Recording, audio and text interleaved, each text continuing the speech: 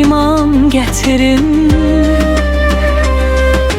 Sen Allah lütfeyle bir kelime deme, koy eşk namazını kılım bitirin.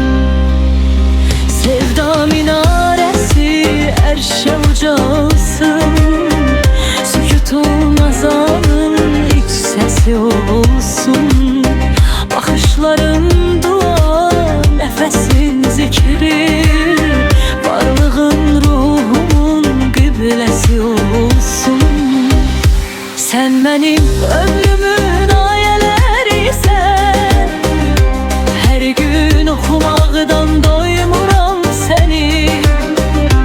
Elə bir müqəddəs kitabsan ki, sən ürəyimdən yerə qoymuram səni. Sən mənim ömrümün ayelerisən, her gün oxumaqdan doymuram səni.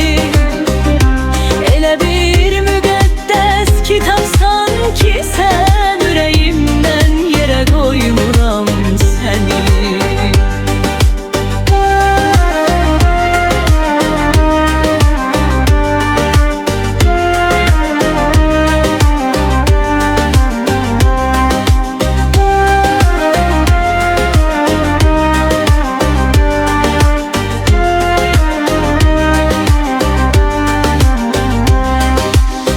Bu sevgi dünyamda bir tek sen oldun, secdegah yerim ve ibadet yerim.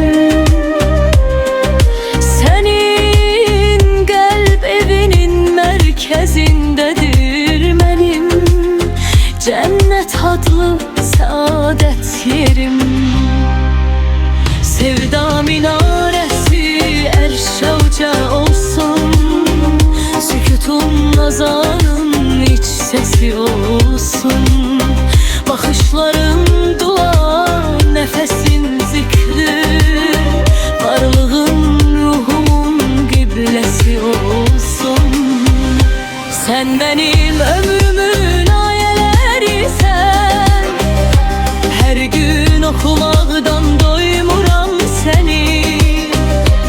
Elə bir müqəddəs kitabsan ki, sən ürəyimdən yerə qoymuram səni. Sən mənim ömrümün ayelerisən, her gün oxumaqdan